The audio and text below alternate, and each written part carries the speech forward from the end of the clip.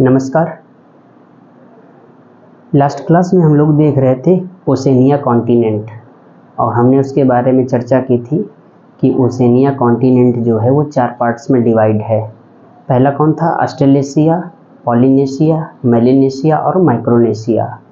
और हम लोग उसका सबसे पहला पोर्शन देख रहे थे कौन? ऑस्ट्रेलेशिया। और ऑस्ट्रेलेशिया में हम लोग एक और पोर्शन देख चुके हैं, पापुआ न्यू गिनी। हमने ये भी चर्चा की थी कि ऑस्ट्रेलेशिया का सबसे बड़ा पार्ट कौन है, तो वो कौन है? ऑस्ट्रेलिया। और ऑस्ट्रेलिया के नाम पर ही इसका नाम रख दिया गया ओसेनिया कॉन्टिनेंट का। वैसे तो जनरली क्या है, ओसेनिया कॉन्टिनेंट है और उसका सबसे बड़ा भाग कौन है? ऑस्ट्रेलिया है। उसी के नाम पर इसको क्या कहा जाता है वर्तमान में? तो ऑस्ट्रेलिया महाद्वीप। तो उसी के बारे में चर्चा करेंगे। पापुआ न्यू गिनी पढ़ चुके हैं, अब हम लोग पढ़ेंगे ऑस्ट्रेलिया। अच्छा, खास बात क्या है ऑस्ट्रेलिया के बारे में?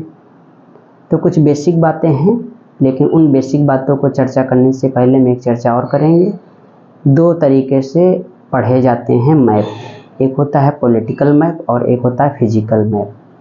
तो फिजिकल मैप में हमेशा नेचर से रिलेटेड बातें की जाती हैं, जैसे फॉर एग्जांपल जैसे डेजर्ट हो गया, मरुस्थल, प्लेटू, पठार, रिवर्स, नदियाँ हो गई, माउंटेन हो गए, पर्वत हो गए, ग्रॉसलैंड हो गए, घास के मैदान हो गए, अन्य सारी चीज़ें, बहुत सारी चीज़ें हैं, लेक्स वगैरह हो गई, झीलें हो गई। ये सब किसका भाग है? नेचर का पार्ट है। तो ये हम लोग एक पढ़ते हैं फिजिकल मैप, जिसको हम लोग नेचुरल मैप भी कहते हैं। दूसरा मैप कौन होता है? Political map. इसमें क्या देखा जाता है? तो इसमें मेनली क्या देखा जाता है? स्टेट्स के बारे में देखा जाता है, कंट्री के बारे में देखा जाता है, सिटीज़ के बारे में देखा जाता है। ठीक है, मुख्य शहर देखे जाएंगे, राज्य देखे जाएंगे, शहर देखे जाएंगे। तो ऑस्ट्रेलिया को भी कितने तरीक़ों से भी पढ़ा जाएगा? 2 तरीके से, एक पॉलिटिकल मैप और दूसरा कौन होगा? Physical map. तो आज हम सबसे पहले चर्चा किसकी करेंगे? फिजिकल मैप की। चलो अच्छा, सबसे पहले किसकी चर्चा कर लेते हैं? पॉलिटिकल मैप की कर लेते हैं और उसके बाद किसकी चर्चा करेंगे? फिजिकल मैप की। तो आज की क्लास हमारी किसकी रहेगी? पॉलिटिकल मैप की, और फिर हम चर्चा करेंगे फिजिकल मैप की। ठीक है, चलो। पॉलिटिकल मैप की इसलिए चर्चा कर रहे हैं, वैसे तो मुझे तो दोनों में कमांड है, लेकिन फिजिकल मैप थोड़ा सा कठिन जाएगा आपको। तो पहले पॉलिटिकल समझ लो, उसके बाद फिजिकल मैप। तो कुछ खास बातें देख लो पॉलिटिकल मैप से रिलेटेड। अच्छा, सबसे पहला क्या है? It is the smallest continent of the world. ऐसा करिएगा, साथ साथ नोट्स बनाते चलिएगा तो ज़्यादा अच्छा रहेगा। ठीक है, तो सबसे पहला पॉइंट क्या होगा? It is the smallest continent of the world, यानी ये विश्व का क्या है? सबसे छोटा महाद्वीप है, सबसे छोटा महाद्वीप।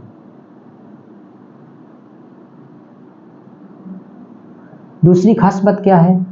यह पूर्णतया दक्षिणी गोलार्ध में स्थित है। It is situated in southern hemisphere, दक्षिणी गोलार्ध में स्थित।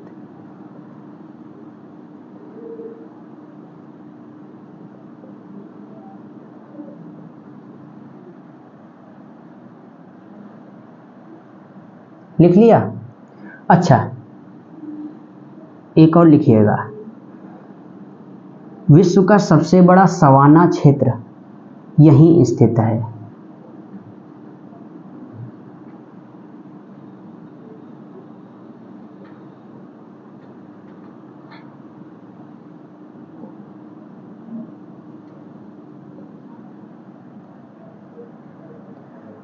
सवाना घास के मैदान नहीं, सवाना घास के मैदान सर्वाधिक कहाँ हैं?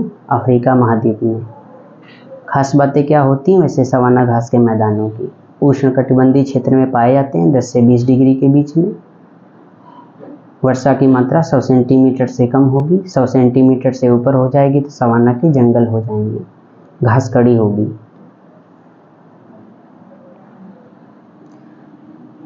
अगला लिखिएगा, सर्वाधिक मरुस्थलों की संख्या यहीं पाई जाती है।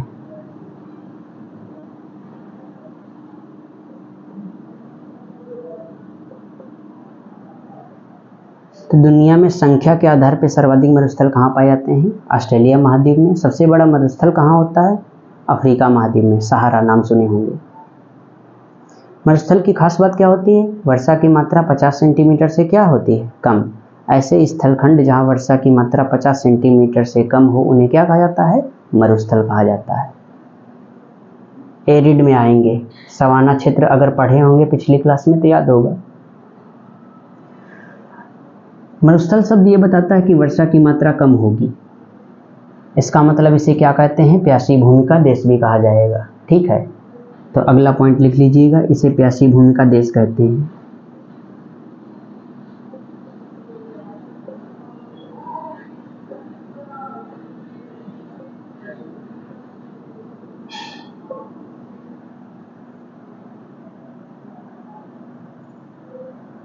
यहाँ का मुख्य जानवर कौन है? कंगारू, इसीलिए इसे कंगारुओं का देश भी कहते हैं।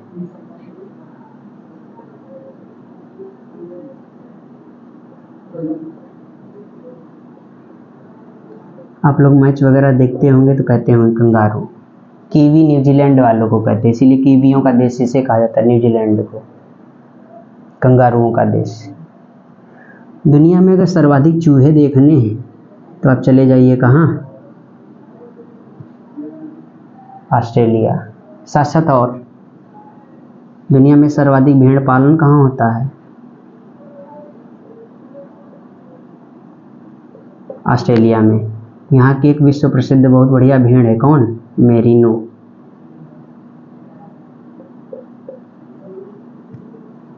अच्छा, यहाँ भेड़ पालन करने वाले लोगों को क्या कहा जाता है? जेकारू।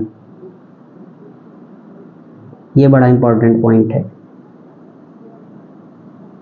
जो लोग भेड़ पालते हैं उनको क्या नाम दिया गया है? जेकारू।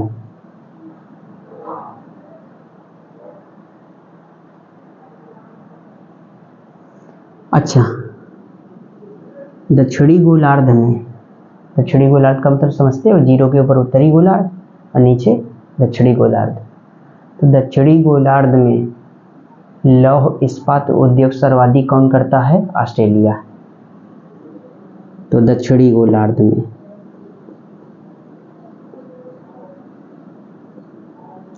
सर्वाधिक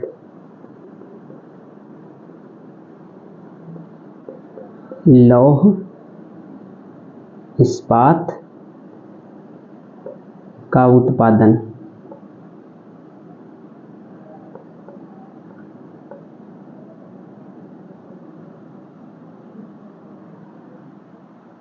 दुनिया में यूक्रेन।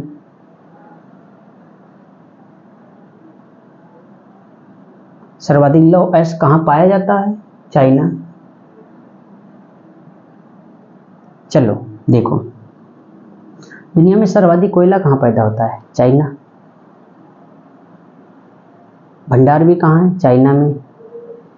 दुनिया के दूसरा सर्वाधिक कोयले का उत्पादन करता का देश कौन है? ऑस्ट्रेलिया। लिख लेना, सेकंड कोल प्रोडक्शन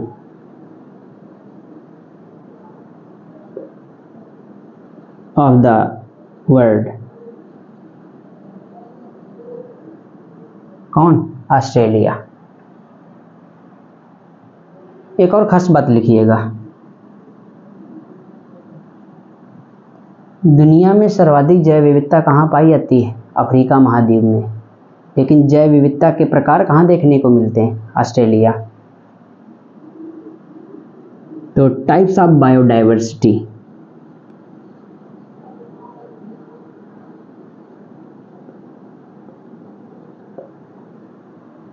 मैक्सिमम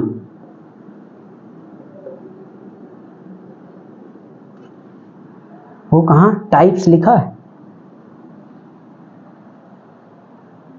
तो जैव विविधता के सर्वाधिक प्रकार कहाँ देखने को मिलते हैं? ऑस्ट्रेलिया महाद्वीप में। सर्वाधिक जैव विविधता कहाँ देखने को मिलती है? अफ्रीका में।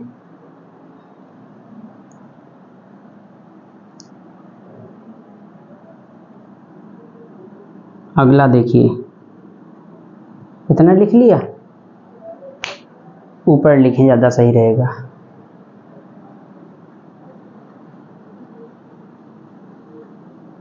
Types of biodiversity.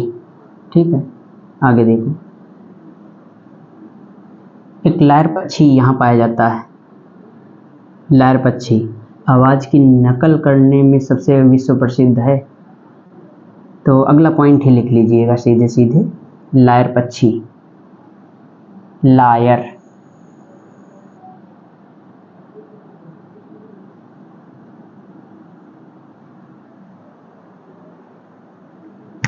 ये लिखा है लायर पक्षी, डैश करके लिख लीजिएगा। अब हम यहाँ नहीं लिखेंगे, लिखिए आवाज़ की नकल करने के लिए प्रसिद्ध है। न्यूजीलैंड में सबसे ज़्यादा 2 पक्षी पाए जाते हैं, वैसे तो कीवी है ही यहाँ का, एक और है एमू और कोकाबरा, तो यहाँ भी लिखिएगा ऑस्ट्रेलिया में पाए जाते हैं। एक है एमू एंड कोकाबरा। ये विचित्र हंसी वाले पक्षी हैं, बहुत अजीब आवाज़ होती है, इनकी विचित्र हंसी होती है। इन्हें लाफिंग बर्ड भी कहते हैं, लाफिंग बर्ड, विचित्र हंसी वाले पक्षी होते हैं।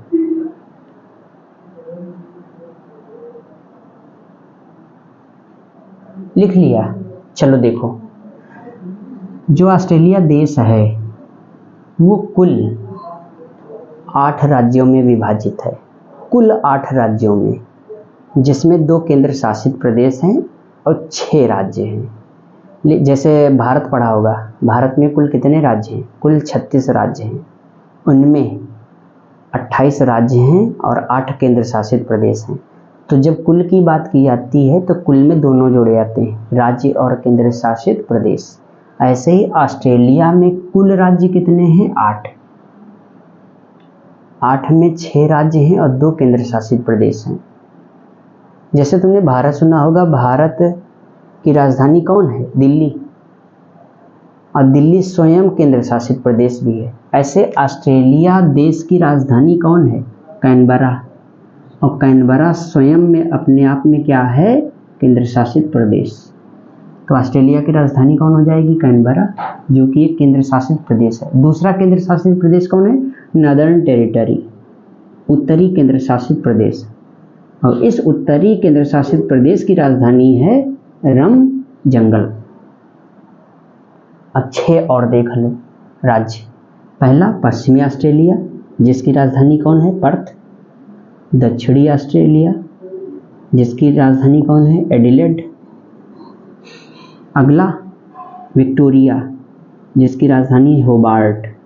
अगला मेलबर्न, मेलबर्न की राजधानी क्या है? विक्टोरिया, विक्टोरिया की राजधानी क्या है? मेलबर्न। और ये है न्यू साउथ वेल्स, इसकी राजधानी क्या है? सिडनी। एक और बचा कौन? क्वींसलैंड, और क्वींसलैंड की राजधानी क्या है? ब्रिस्बेन। अगर आसान तरीके से याद करना चाहो तो जितने क्रिकेट स्टेडियम हैं वो सब राजधानियां ही हैं, रम जंगल को छोड़कर। जैसे पर्थ सुना ही होगा, एडिलेड, मैच होते रहते हैं Melbourne, Canberra, Sydney, Brisbane, Hobart, यहाँ सब क्या होते रहते हैं? मैच, रम जंगल को छोड़कर। तो जितने क्रिकेट स्टेडियम है वो सब क्या हैं? किसी न किसी की राजधानी है। न्यू साउथ वेल्स के बारे में सुन लो। ग्रेट ब्रिटेन का एक देश है वेल्स। ग्रेट ब्रिटेन में 3 देश शामिल हैं, स्कॉटलैंड, इंग्लैंड और वेल्स। पढ़ाएंगे यूरोप तब पता चलेगा, ठीक है। इसका नाम क्या है? New South Wales. न्यू क्यों? क्योंकि इस देश की खोज की थी किसने? वेल्स ने।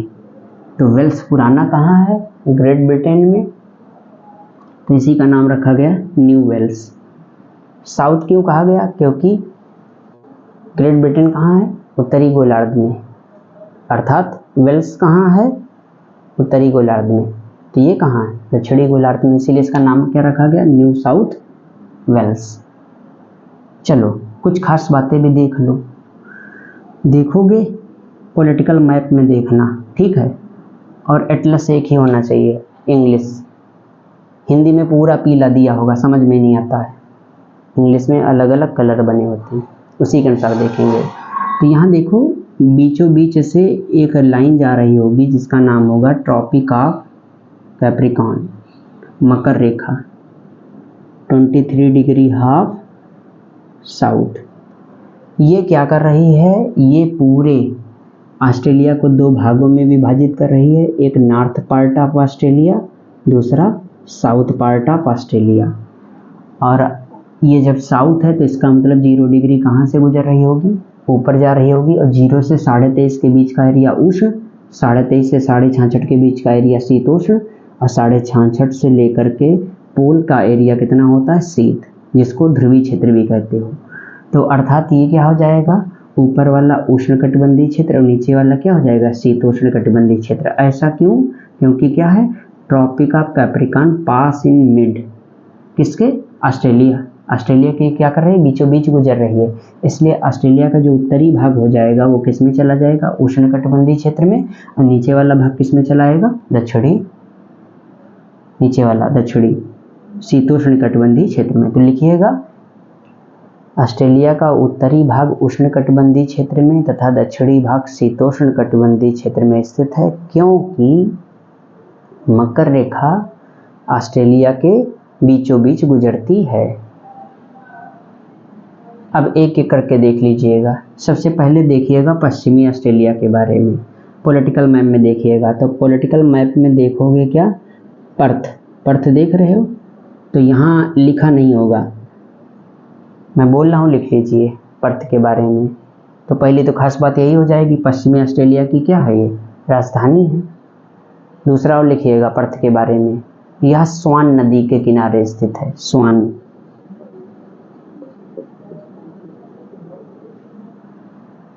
यह स्वान नदी के किनारे स्थित है। दूसरा, पर्थ के आगे देखोगे तो दो शहर मिलेंगे आपको, एक का नाम है कालगुरली और एक का नाम है कूलगार्डी। मैपिंग में देखोगे तो समझ में आएगा। अच्छा, कोई लोग ऐसा ना करिएगा कि फिजिकल मैप में ये शहर देख रहे हो, फिर से शहरों के नाम सुनिएगा, कालगुरली और कूलगार्डी, और इनके बारे में लिखिएगा, ये दोनों शहर स्वर्ण उत्पादन के लिए प्रसिद्ध हैं। ये दोनों शहर स्वर्ण उत्पादन के लिए प्रसिद्ध हैं। लिखने के बाद अगला देखिए दक्षिण ऑस्ट्रेलिया। दक्षिण ऑस्ट्रेलिया में उसकी राजधानी लिखिए एडिलेड, और एडिलेड के बारे में लिखिएगा, यह कृषि उत्पादन के लिए प्रसिद्ध है। एडिलेड, यह कृषि उत्पादन के लिए प्रसिद्ध है।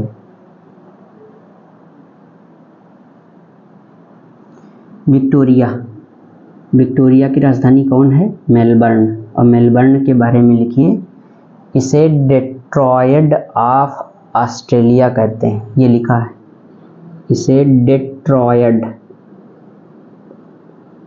डेट्रॉयड मीन्स क्या होता है,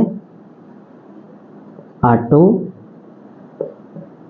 मोबाइल्स,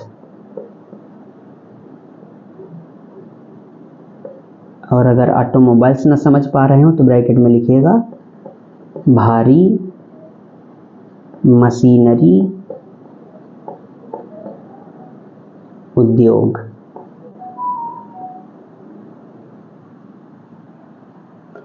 विक्टोरिया के बारे में एक चीज लिख लीजिएगा, विक्टोरिया नहीं, तस्मानिया, यहाँ विक्टोरिया लिखा है, ये कौन है, तस्मानिया। तस्मानिया के बारे में लिखिएगा, यह सेब उत्पादन के लिए प्रसिद्ध है, यह सेब उत्पादन के लिए प्रसिद्ध है।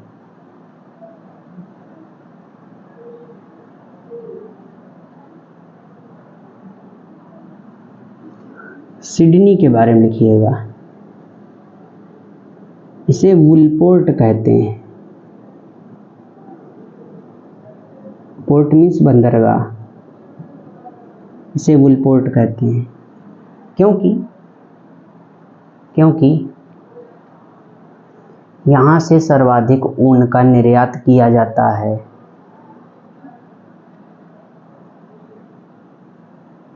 क्योंकि यहाँ से सर्वाधिक ऊन का निर्यात किया जाता है। सिडनी के तुरंत ऊपर देखो एक लिखा होगा शहर new castle.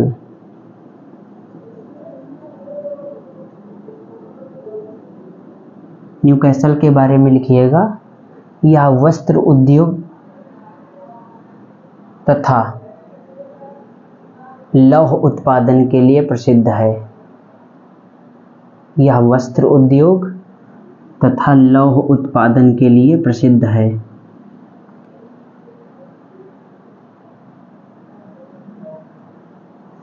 New South Wales जहाँ लिखा है इसके पश्चिम में एक देखिए लिखा होगा ब्रोकन हिल।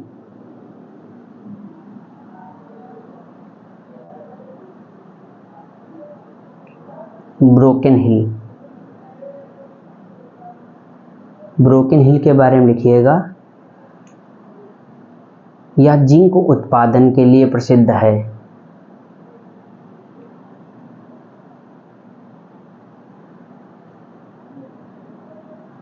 यह जिंक उत्पादन के लिए प्रसिद्ध है।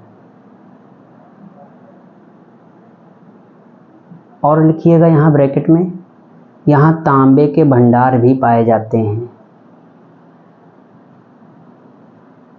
साथ साथ और लिखिएगा कोयले के भी भंडार पाए जाते हैं।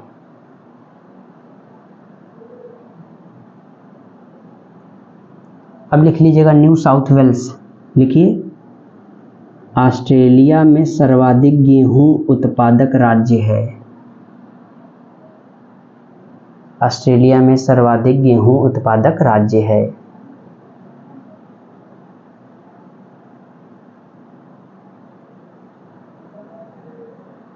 लिख लिया?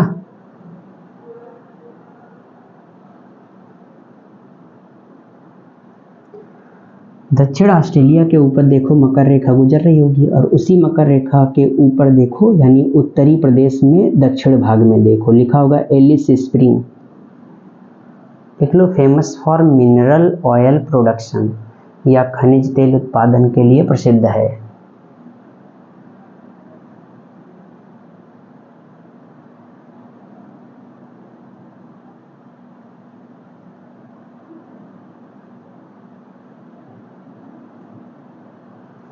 क्वींसलैंड के पश्चिमी भाग में देखो दो शहर मिलेंगे, एक का नाम मिलेगा माउंट एसा और उसके ऊपर एक का नाम होगा क्लोनकरी। माउंट एसा क्वींसलैंड जहाँ लिखा है, क्यू जहाँ लिखा है उसके तुरंत ऊपर देखो मिलेगा आपको माउंट एसा और उसी के ऊपर क्लोनकरी। तो माउंट एसा के बारे में लिखिए, it is famous for lead production.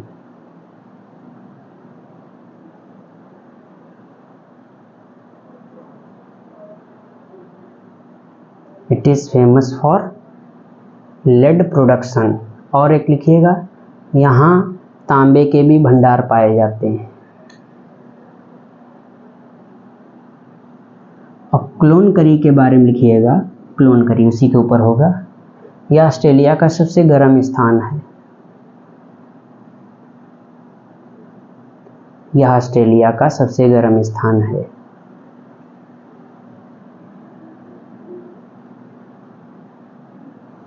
Queensland के सबसे ऊपरी भाग में देखो लिखा होगा वीपा और लिखिएगा famous for bauxite production. Famous for bauxite ये लिखा है। बॉक्साइट किसका है? एल्यूमिनियम का।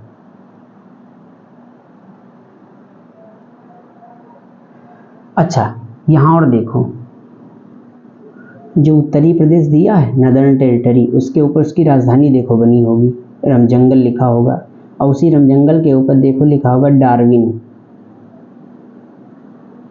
डार्विन के बारे में लिखिएगा, यह ऑस्ट्रेलिया के उत्तरी भाग का सबसे बड़ा नगर है। यह ऑस्ट्रेलिया के उत्तरी भाग का सबसे बड़ा नगर है। और एक पॉइंट लिखिएगा, यहाँ लोहे के भंडार पाए जाते हैं। तीसरा पॉइंट और लिखिएगा, इसे ऑस्ट्रेलिया का मुख्य द्वार कहा जाता है।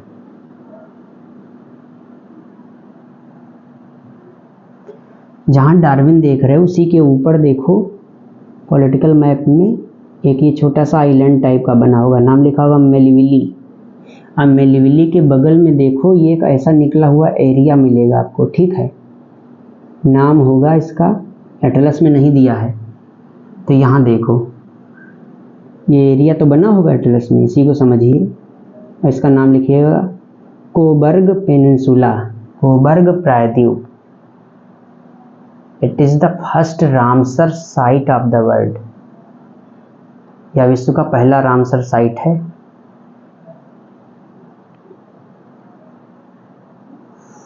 क्वींसलैंड के बारे में एक पॉइंट और लिख लीजिएगा, क्वींसलैंड के बारे में,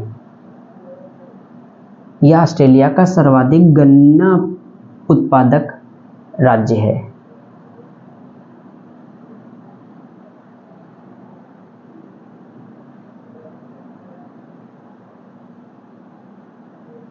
ब्रिस्बेन के बारे में लिखिएगा, यह लौह उत्पादन के लिए प्रसिद्ध है।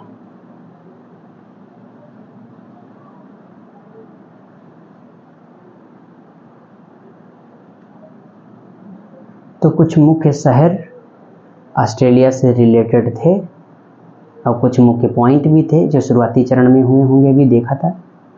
तो मुझे उम्मीद है क्लास अच्छी लगी होगी, तो कृपया करके शेयर कर दिया करिए। क्लास कैसी लगी कमेंट करके ज़रूर बताइएगा। नेक्स्ट क्लास लेके आएंगे ऑस्ट्रेलिया फिजिकल। तब तक के लिए धन्यवाद।